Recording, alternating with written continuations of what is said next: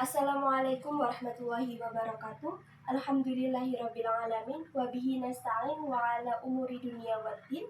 Wassalatu wassalamu ala ashrafil anbiya'i wal mursalin Sayyidina wa maulana Muhammad wa ala alihi wa sahbihi wa man tabi'ahu bi ihsanin ila yaumiddin. Allahumma inna nas'aluka ilman nafi'an wa rizqan thayyiban wa amalan mutaqabbalan. Jamaah yang dimuliakan oleh Allah, sebelum kita memulai, mari kita bersama-sama melafalkan dua kata yang paling sering kita baca, bahkan lebih dari 17 kali ketika sholat. Dua kata yang menjadi jantung dalam surat Al-Fatihah, yaitu Ar-Rahmanir-Rahim. Nah, teman-teman sekalian, mari kita ucapkan Ar-Rahmanir-Rahim sebanyak 3 kali dengan penuh penghayatan dan perlahan. Ar-Rahmanir-Rahim, Ar-Rahmanir-Rahim, Ar-Rahmanir-Rahim. Nah, dari dua kata tersebut, apakah kita sebenarnya sudah tahu benar apa makna sesungguhnya dari dua kata ini? Kita telah membaca kedua kata ini puluhan kali setiap hari, tapi apakah kita sudah benar-benar menyelami maknanya?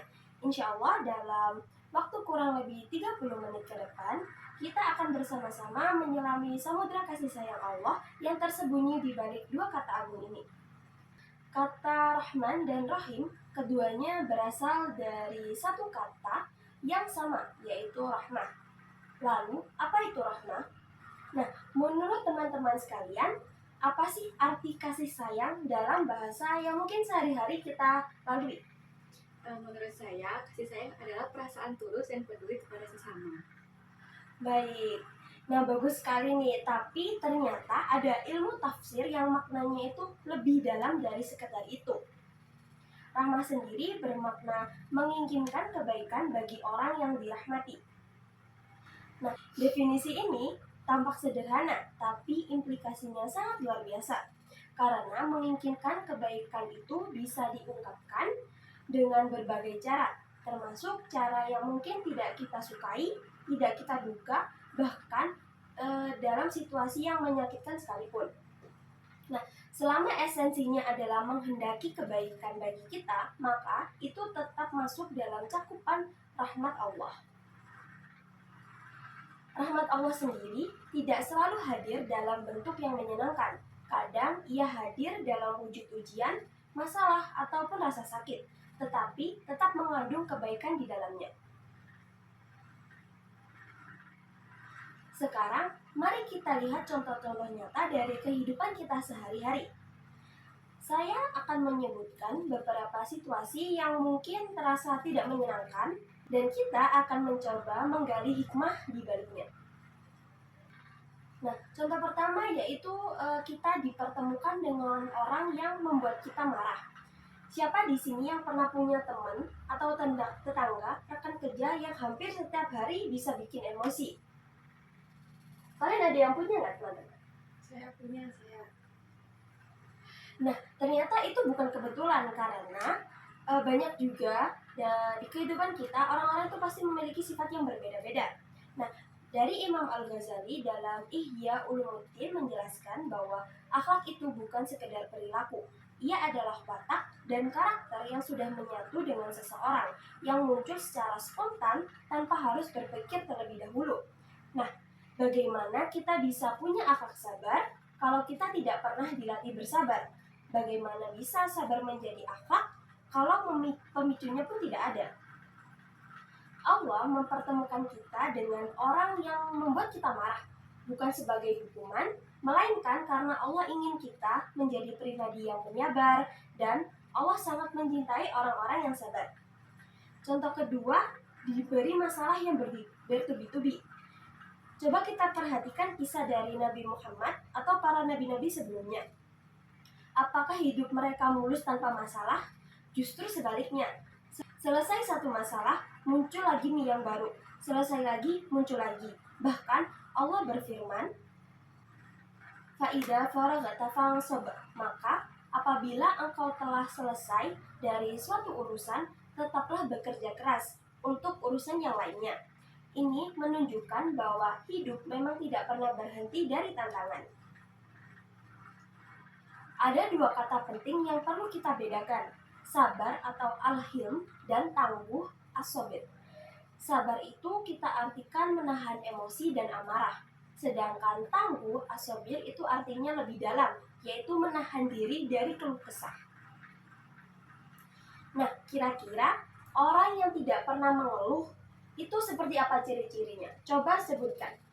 Menurut saya orang yang tidak pernah mengeluh ini umumnya menampakkan sikap bersyukur, juga bersikap tangguh, serta memiliki pengendalian diri yang baik.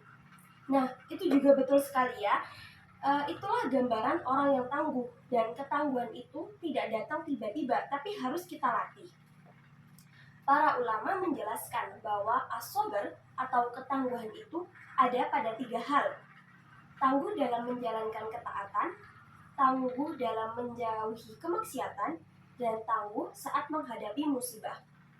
Dan ketangguhan ini adalah separuh dari keimanan, karena tanpa ketangguhan, agama ini tidak bisa tegak dalam diri seseorang. Nah, contoh ketiga yaitu diuji dengan orang yang sering menyakiti kita.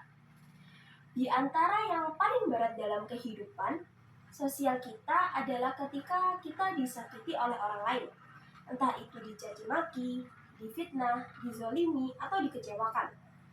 Apa sebenarnya hikmah di balik ujian semacam ini?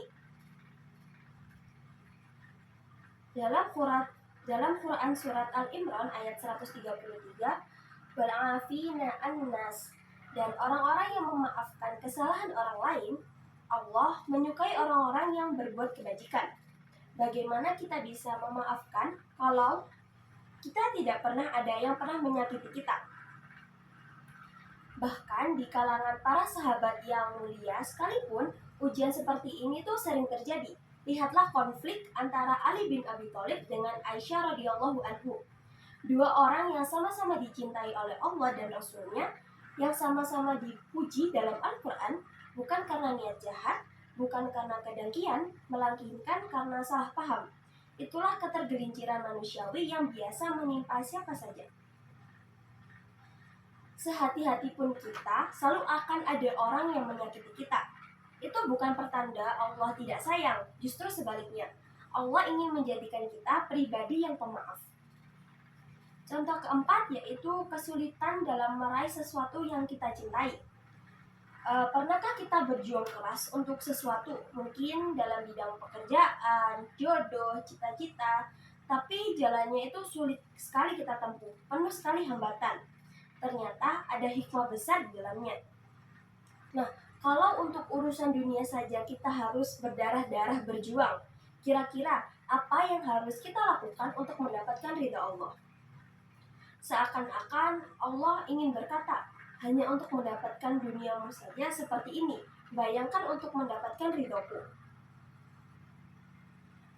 Nah, hal ini menandakan bahwa kita harusnya lebih berjuang untuk mendapatkan ridho dari Allah, seperti halnya kita berjuang untuk mendapatkan apa yang kita inginkan di dunia ini.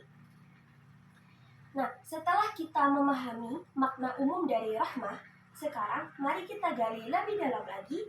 Seorang ulama tafsir besar bernama Ibnu Asyur dalam kitabnya At-Tahrir wa At-Tanwir memberikan definisi yang sangat indah dan komprehensif tentang rahmah. Rahmah adalah sifat belas kasih sayang yang membuat orang yang disayangi itu diperlakukan dengan lemah lembut, dibaiki, dijauhkan dari hal yang membahayakan, dan dibantu menyelesaikan berbagai macam kesulitan. Dari definisi ini, Ibnu Asyur menyimpulkan ada 4 unsur dalam rahmah Allah. Nah, mari kita bahas satu persatu. Yang pertama yaitu al-rifqu atau lemah lembut. Allah tidak kasar dalam menyampaikan kasih sayangnya. Setiap ujian, teguran, dan peringatan disampaikan dengan penuh hikmah dan kelembutan, bukan dengan kekerasan semata. Yang kedua yaitu al-ihsan atau berbuat baik. Semua yang Allah lakukan kepada kita, termasuk hal yang tidak menyenangkan, sejatinya adalah untuk kebaikan kita sendiri. Tidak ada unsur untuk mencelakakan, tidak ada unsur untuk menjatuhkan. Yang ketiga yaitu ada daf'ut darar atau menghalau bahaya. Allah melatih kita bersabar agar sifat amarah tidak membahayakan diri kita sendiri dan orang lain di sekitar kita. Bahaya dihalau bukan didatangkan. Ini berbeda dengan istidraj, diberi nikmat berlimpah tapi semakin jauh dari Allah. Yang keempat yaitu al-i'anah, yaitu membantu ketika kesulitan. Saat dunia terasa gelap dan semua jalan tertutup, tiba-tiba ada secercah cahaya, ada jalan keluar. Itulah ekspresi nyata dari rahmat Allah yang membantu kita menyelesaikan berbagai kesulitan. Nah, dari 4 unsur tadi, yaitu lemah lembut, berbuat baik, menghalau bahaya, membantu kesulitan, manakah yang paling sering kita rasakan dalam hidup kita? Yang paling saya rasakan adalah menghalau bahaya. Subhanallah, ternyata Allah sudah sangat banyak merahmati kita. Hanya saja kita juga jarang menyadarinya. Nah, untuk agar kita semakin memahami besarnya nilai rahmat Allah, mari kita pahami antonimnya. Apa itu laknat? Laknat sendiri artinya ibadur rahmah, yaitu menjauhkan rahmat dari seseorang. Artinya, orang yang terkena laknat itu tidak mendapatkan 4 hal tadi. Tidak dapat lemah lembut, tidak dapat ihsan, tidak terhalau bahayanya, dan tidak dibantu kesulitannya. Betapa mengerikannya kondisi itu. Makanya, doa yang paling sering dipanjatkan para nabi dan rasul bukan meminta kendaraan bagus atau sandal mewah, melainkan Allahumma firli warhamni, yaitu ya Allah, ampunilah aku dan rahmatilah aku. Doa ini mencakup segalanya. Mendapat rahmat Allah berarti mendapat 4 unsur tadi sekaligus. Nah, di dalam Al-Quran ada 2 kata yang artinya mirip, yaitu rahmah dan ra'fah. Keduanya bisa diterjemahkan kasih sayang, tapi terdapat perbedaan yang sangat penting di antara keduanya. Rahmah itu kasih sayang yang ekspresinya bisa menyakitkan, selama esensinya adalah kebaikan. Sedangkan ra'fah, kasih sayang yang ekspresinya itu bebas dari rasa sakit, murni bahagia, tanpa penderitaan. Contoh dari rahmah itu, ibu menarik paksa pisau dari tangan anak menangis, tapi itu adalah wujud kasih sayang dari ibu agar anak tersebut tidak terluka. Saat kita berdoa, ya Allah rahmati aku, maka siaplah bisa datang kapan dalam bentuk apa saja, bahagia ataupun dalam bentuk ujian. Nah, contoh dari ra'fah yaitu memberi makan orang yang lapar. Baik pemberi maupun penerima akan sama-sama merasakan bahagia. Dalam Al-Quran, surat An-Nur, Allah melarang adanya perasaan ra'fah saat menegakkan hukum, karena hukum itu menyakitkan, tapi tetap merupakan rahmah. Nah, kalau begitu, apakah yang kita inginkan dalam hidup ini? Hanya ra'fah saja, yaitu yang serba enak, nyaman, ataukah rahmah yang sejati? Balance. Iya. Nah, untuk penjelasannya, ra'fah yang murni itu tempatnya ada di surga. Dunia ini itu alam ujian. Maka selama di dunia kita akan menerima rahmah yang bisa datang dalam bentuk apa saja sesuai kehendak Allah, baik itu menyenangkan ataupun dalam bentuk ujian. Selanjutnya, kita akan melihat sesuatu yang menarik dari sisi bahasa Arab. Mengapa Allah menyebut dirinya dengan 2 nama sekaligus, yaitu Ar-Rahman dan Ar-Rahim, dan mengapa tidak satu saja? Nah, untuk teman-teman sekalian, kenapa sih Allah itu kan sudah disebut Ar-Rahman? Kenapa masih perlu ditambah Ar-Rahim? Apa kira-kira perbedaannya? Kalau menurut saya sendiri, Ar-Rahman ini artinya Maha Pengasih. Namun kasih sayang Allah ini yang luas mencakup seluruh makhluk hidup. Sedangkan Ar-Rahim artinya Maha Penyayang. Jadi diberikan khusus kepada orang-orang yang beriman saja. Wah, ternyata audiens kita ini sudah mengerti nih garis besar dari Ar-Rahman dan Ar-Rahim. Nah, Dalam bahasa Arab ada yang disebut sigat mubalaghah, yaitu bentuk kata yang mengandung penekanan berlipat ganda, dan ada kaidah yang sangat indah. Nah, dalam bahasa Arab disebut ziyadatul bina tadullu ala ziyadatul ma'na, yaitu tambahan huruf dalam sebuah kata menunjukkan tambahan makna. Contoh mudahnya dalam bahasa Indonesia, antara kata cepat dan sangat cepat sekali, maknanya sudah pasti beda kan? Nah, dalam bahasa Arab perbedaan ini tercermin dalam bentuk kata itu sendiri. Contohnya dari asal kata alim, yaitu orang yang berilmu, dalam sigat mubalaghah, yaitu alam, ya artinya sangat berilmu. Nah, perbedaan makna ini sigat mubalaghah lebih dalam dan lebih luas ilmunya. Lalu ada juga kata kazib yang artinya pendusta. Dalam sigat mubalaghah ada kazab yang artinya pendusta berat. Yaitu perbedaan maknanya pada pendusta berat, ia itu sangat terbiasa dalam melakukan dusta atau dapat diartikan dewa dusta. Lalu ada rahim yang artinya menyayangi. Dan dalam sigat mubalaghah ada rahim yang artinya sangat penyayang. Perbedaan maknanya itu kasih sayang yang sangat mendalam dan terus-menerus. Jadi, Ar-Rahman itu tekanan mubalaghahnya lebih kuat daripada Ar-Rahim. Para mufassir menjelaskan, Ar-Rahman itu mencakup seluruh jenis rahmat untuk semua makhluk di dunia maupun di akhirat. Sementara Ar-Rahim merujuk pada kasih sayang yang khusus diberikan kepada orang yang beriman, terutama di akhirat. Jadi benar ya jawaban dari audiens kita tadi. Nah, ringkasan mudahnya itu, Ar-Rahman artinya rahmatnya dunia dan akhirat itu semuanya. Sedangkan Ar-Rahim, rahmatnya itu khusus di akhirat untuk orang-orang yang beriman. Nah, rahmat dari Allah sendiri hanya 1% di dunia, sedangkan di akhirat nanti sisanya, yaitu 99%.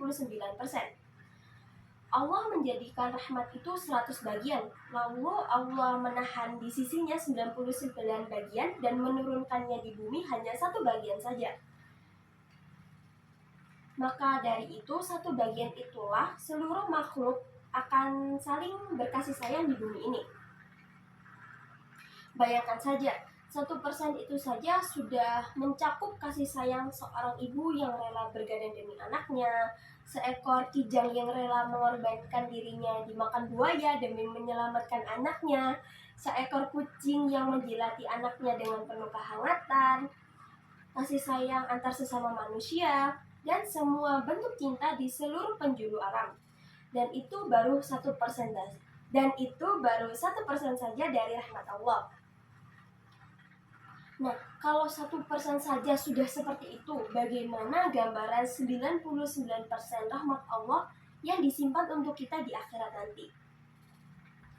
Nah, makanya ketika seseorang menjelang sakaratul maut, ingat-ingatlah hadis ini. Allah itu maha penyayang dan 99%-nya menanti kita di akhirat sana. Selanjutnya kita akan membahas sebuah pertanyaan penting. Mengapa dalam Al-Fatihah ayat Ar-Rahmanir-Rahim ditempatkan setelah Rabbil Alamin? Nah, apa maksud dari itu? Dari Imam Al-Qurtubi dalam tafsirnya menjelaskan lafal Rabbil Alamin secara implisit mengandung unsur tarhib, yaitu membuat orang takut. Karena Allah sebagai Raja yang maha mengatur, itu juga yang maha menghukum. Di surat Al-Fajr bahkan disebutkan la yu'adzibul adabahul ahad. Tidak ada yang mampu menyiksa seperti siksanya. Ini bisa membuat orang mempersepsikan Allah sebagai zat yang dalam bentuk mengerikan saja. Maka dari itu disusullah langsung oleh kata Ar-Rahmanir-Rahim untuk meluruskan persepsi tersebut, bahwa Allah itu dominan kasih sayangnya daripada kemurkaannya. Bukan berarti sirsak. Bukan berarti siksaannya tidak ada, tapi kasih sayangnya itu jauh lebih besar lagi. Inilah pelajaran eh, inilah pelajaran penting tentang keseimbangan dua kondisi hati yang harus selalu ada dalam diri bagi seorang mukmin. Dalam bahasa Arab, rojak yaitu artinya harapan bersumber dari ketika kita membaca Ar-Rahmanir-Rahim, dan hal ini tuh sering kita rasakan dominannya ketika sukaratul maut. Nah, jika ketiadaan rasa ini itu akan membuat kita putus asa dari rahmat Allah. Lalu ada juga kata khauf, yaitu artinya takut. Biasanya bersumber dari ketika kita membaca Rabbil Alamin. Nah, hal ini tuh biasanya dominan terjadi selama masih hidup dan sehat. Nah, bahaya dari ketidakadaan rasa ini yaitu membuat kita tertipu dan lalai dari semua amal karena kita merasa kehidupan ini tuh nyaman. Nah, mari kita tanyakan kepada teman-teman, kalau seseorang nih sedang sehat walafiat, mana sih yang harus lebih dominan, roja atau khawf? Menurut saya yang harus lebih dominan adalah khauf. Kenapa? Supaya kita tidak lalai terhadap Allah Subhanahu wa taala. Nah, jawabannya tepat sekali ya teman-teman. Kalau seseorang nih sudah di atas ranjang sakit, hampir aja dijemput ajal, mana yang harus dominan? Seorang sudah di atas ranjang sakit dan hampir saja dijemput ajal, mana nih yang harus dominan? Roja, karena agar kita tidak putus asa terhadap rahmatnya.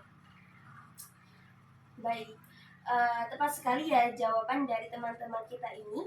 Ada juga hadis yang sangat indah.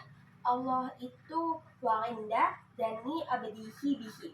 Allah itu sesuai dengan dugaan hambanya. Maka jadikan dugaan kita kepada Allah itu selalu positif, terutama di penghujung hayat.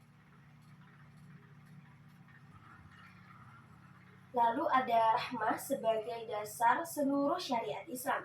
Dalam Quran surat Al-Anbiya ayat 107, wa ma arsalnaka ila rahmatan lil alamin, yang artinya, dan kami tidak mengutus engkau Muhammad melainkan sebagai rahmat bagi seluruh alam.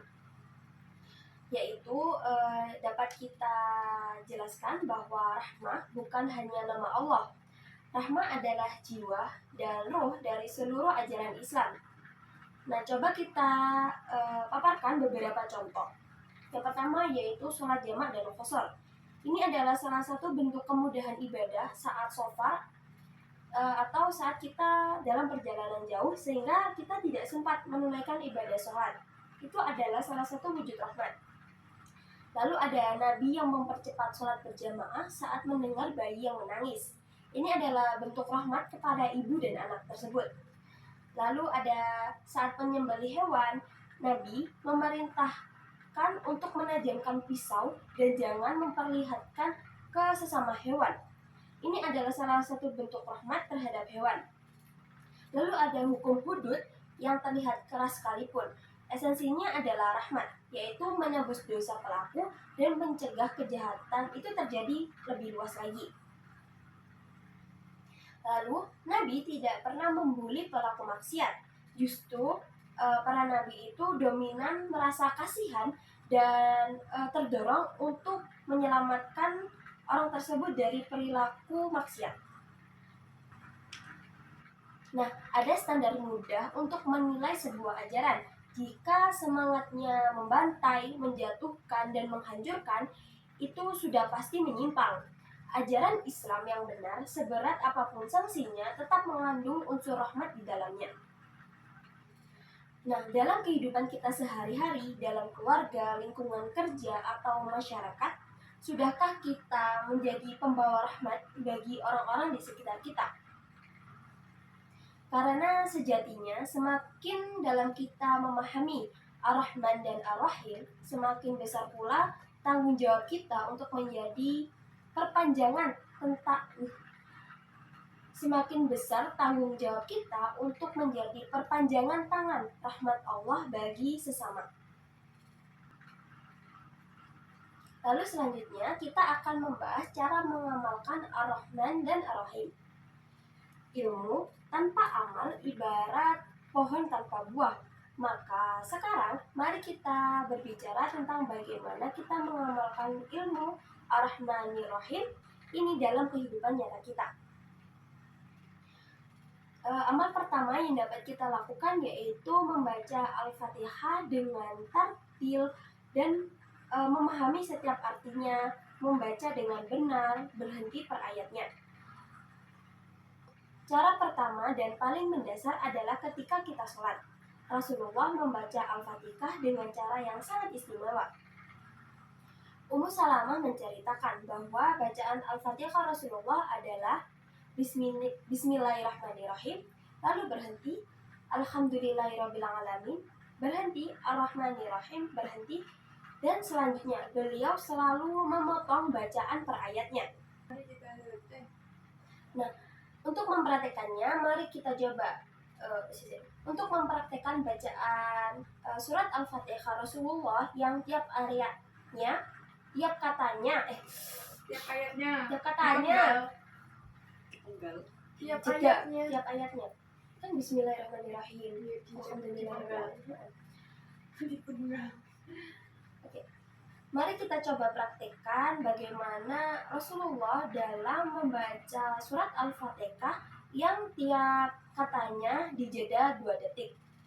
Mari kita coba bersama, ikuti saya dan berhenti di setiap jeda yang akan saya berikan. Bismillahirrahmanirrahim. Bismillahirrahmanirrahim. Alhamdulillahirrabbilalamin. Alhamdulillahirrabbilalamin.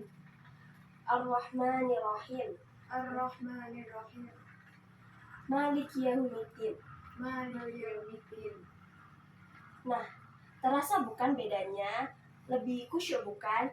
Inilah tartil yang diajarkan oleh Rasulullah. Amal yang kedua yaitu ketika kita menerima nikmat. Ketika ada jalan keluar dari masalah yang berat, ketika kita tiba-tiba mendapatkan kemudahan yang tidak terduga, ucapkan Ar-Rahmanirrahim dengan hati yang hadir. Dan ingat kembali semua makna yang kita pelajari hari ini. Rasakan betapa sayangnya Allah terhadap kita melalui setiap rahmat-rahmat yang Ia berikan. Lalu amal yang ketiga yaitu jangan pernah berputus asa dari doa. Orang yang tidak beriman kepada Allah pun masih dikasih nikmatnya, masih diberi makan, diberi kesehatan, diberi keluarga yang lengkap. Masa kita yang beriman kepadanya, yang menyembahnya, tidak mendapatkan perhatian darinya? Itu sangat mustahil. Saat kita mendapatkan ilham untuk berdoa, itu adalah suatu bentuk atau tanda bahwa Allah itu ingin memberi. Siapa yang memberi ilham kalau bukan Allah itu sendiri? Tangkap ilham itu dan segera berdoa. Yang keempat yaitu jangan pernah untuk berputus asa untuk menjadi orang yang soleh. Ini adalah pesan yang sangat penting, terutama bagi kita yang sudah terlalu banyak salah maupun melakukan perbuatan dosa. Coba perhatikan, apakah ada satupun ayat Al-Quran yang mengatakan jadilah manusia yang sempurna dan tidak pernah berdosa? Jelas tidak ada satupun kata tersebut dalam Al-Quran. Yang Allah perintahkan adalah berjuang. Dalam Quran surat Al-Ankabut ayat 69, walladzina jahadu fina lanahdiyannahum subulana. Dan orang-orang yang berjuang di jalan kami, pasti akan kami tunjukkan kepada mereka jalan-jalan kami.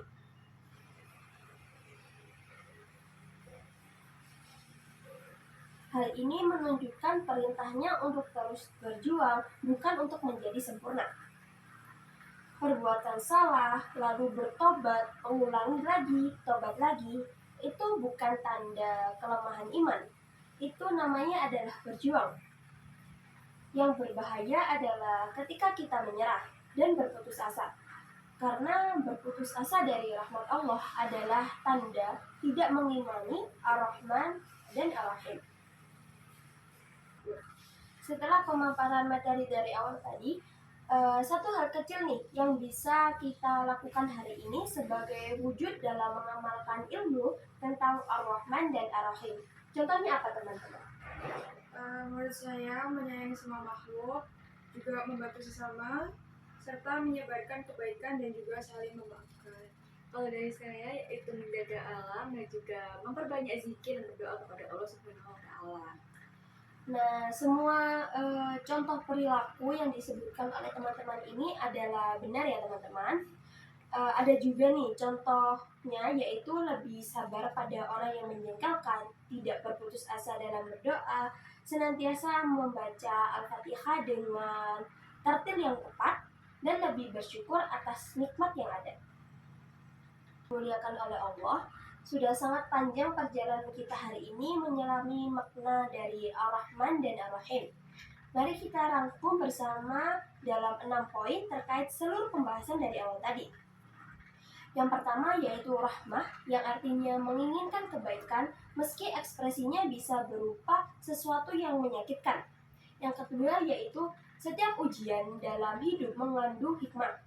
Allah ingin menjadikan kita pribadi yang sabar, tangguh, dan pemaaf.